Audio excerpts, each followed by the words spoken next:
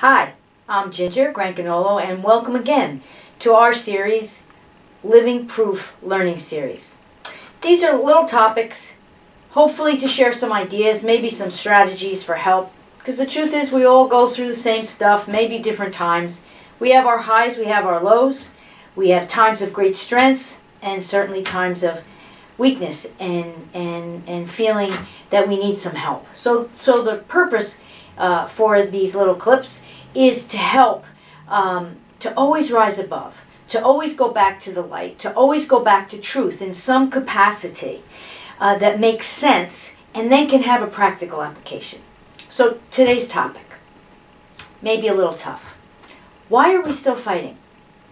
You know, it happens in families, it happens in couples, kids, bullying, it's all over the news, violence, disruptions of all types, and it has become, unfortunately, I think, our norm that we fight, and we're beginning to have a whole generation that believes that violence is actually a solution as opposed to the problem itself. I don't know that we could have a little mini discussion here or share ideas that would solve all the world's problems. But let's just look at our immediate life, our personal life. Why are we fighting? And I would like for you to include, why are you still fighting with yourself? Not only with loved ones. We have those ups and downs. We love them, and then it's like, he doesn't understand me. She just doesn't listen. And all those communication banterings back and forth. And then we shut down. And then we go in the other room. And then we don't talk.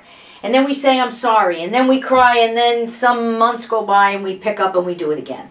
What is that? Well, I've thought about it. And certainly I've been in it just like anybody else. Why do we fight? Fighting, arguing, to any extent, from the simplest degree all the way to the most horrible degree, is always based in a fear. It's based in a fear that we're not safe, we're not protected, that in some case we're going to be annihilated, that we're not going to be appreciated, there's not going to be a value that's accepted. So fighting is a defense, and we hold to these positions of right and wrong. You see it with kids, you see it in families, we see it everywhere. We see it in big happy celebrations. I mean, maybe you can relate to this where you're getting ready for a wonderful celebration, an anniversary, a wedding, and who doesn't want to sit at certain person's table because 20 years ago they had an argument. And now, Uncle Louie doesn't want to show up and sit next to Aunt Mary, And that's kind of typical. We sort of do that stuff, and then we lose the point about it, but we hold the position. So if we could just kind of break it down to, we're holding a fear position that something outside of us, a person, a place, a thing, an idea, could overpower us. Make us feel wrong, make us feel weak, make us feel not valuable. At the root, that is the core for why we fight. And then we hold on to it. We hold on to that like it's, that position's like a claim ticket for justice. And all it does is it keeps us from being all that we can be. So I'd like to hopefully make some recommendations to perhaps resolve some of the internal fighting and maybe within our own scope, our families, friendships, marriages, partnerships, that can help us to stop that. Because I really do believe if we could stop it in our own space, there's such a power within each person that if we could stop it right where we are, our places of home and work, and as we go out into the world, I think that's the beginning. I think that's how we're going to get back to the grassroots. That's how we're going to get back to what's real and what's natural. And this is what is natural. What is natural for us is to be free, to be self-governing, to do what we love, and to love who we love. That's what's natural. When that becomes threatened in some capacity, we're going to defend and we're going to fight. That is a God-given right that we have. We have the light of the divine to think, to feel, to love, to grow, to create, to discover. That's God's gift to us. And the choice of free will with it. So when we put those two together, in the real sense of how it was intended, to love ourselves, to love others, and then to make choices in that regard. And what does that look like? It means when I'm really in my best self, and you're in your best self, we do whatever it is we choose to do from a loving place, and we continue day by day, and there's only one requirement. I get to do whatever I choose to do as long as it does not hurt me or hurt you. Now, that's so simple. But if I was to put that through a thought process, every time I'm going to make a decision, every time I'm going to hopefully say something, do something, is this going to hurt me? Is this going to hurt anybody? And really feel it in my heart, I would be making some pretty good choices. And I'd stay at peace. My vibration would emulate peace. Peace would come back to me. Because that's the real law of life. What I send out comes back. So again, it goes back to what is natural within me. What's natural within me is to grow, to learn, to love, to create, and keep going. Always better, moving forward, looking forward. Better, better, greater, greater than the day before. With that one little clause, provided it doesn't hurt me or you. So, again, that's the perfect world. And certainly we make some choices along the way that maybe are not of the clearest. And so maybe someone makes choices in our space, in our family, in loved ones, partnerships, friendships, that could have a selfish tag to it. Okay. And that's what begins. I didn't think about really how this would manifest, how this would ripple. That's where the fighting begins. Because now we start questioning, why did you do that? Why did you do that? Now we're fighting. We're fighting over, I needed this. I had to have this. This is what I was thinking. This is what made me feel important. And then it gets kind of blown up. And I certainly have seen in my family, years could go by, decades could go by. And people forget to say, I'm sorry. So, what do we do? How can we resolve this? Sometimes we can't say things directly to people. They're not available. They don't have a listening.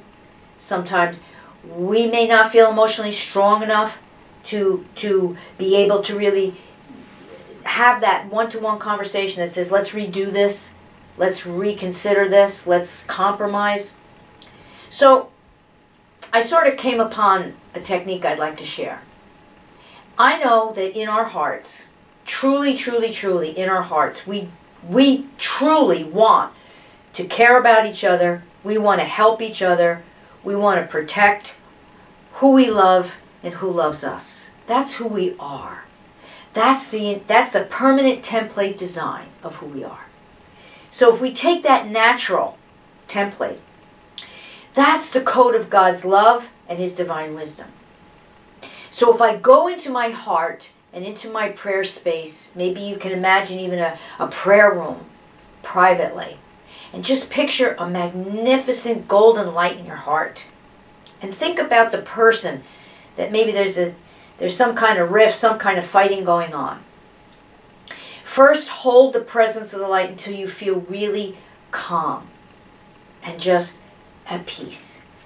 And then approach that person. Maybe even just hold their hands, and according to who they are, maybe even hug them. And just say, what do you need most right now? What is it that you need most right now? And another question, where do you hurt? So where do you need most, and where do you hurt? And if you would just trust your instincts, the response that person gives you is really why they were fighting with us, is because there was something inside that they were fighting with. And I can't fix what I'm not aware of. So many times when there's that internal rift, I don't know it, it's all projection onto someone else. So if you would hold that light, and then be close enough to the person, maybe hold their hands, maybe hug them, and say again, what do you need most right now? And where do you hurt?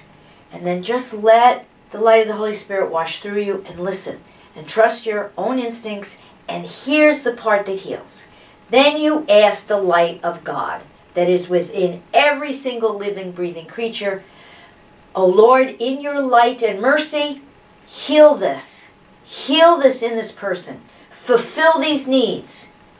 Restore this hurt back into healing. Just say thank you and let it go.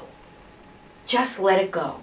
You will find truly a miraculous shift in you because you won't be holding the defense. What are they going to say now? They're going to bring it up later. Are we going to have the same argument all over again? Never getting to a conclusion. And the other person will feel calm. It's very simple. It works great with kids. It works great with children together, siblings. It works great with anybody. How do I do that for myself? Picture you're saying it in the mirror. Ask yourself. Sometimes we don't calm down enough. We don't get quiet enough where we can ask these questions of ourselves. So you could get to what's the struggle inside and calm it and let God fulfill it. Our best life, our best self is always happy, joyful, maybe a little silly, and always peaceful. That's our best self. And the way to get back to that, stop fighting. Stop fighting inside. Stop fighting with each other. Resolve it. We need this. The world needs your light. The world needs your love. The world needs your peace. The world needs your silliness. And once you can calm it within yourself, you will be a bright, bright, shining light for everyone that you are in contact with. I hope this helps. Stay light, stay bright, even a little silly. The best is yet to come. Thank you.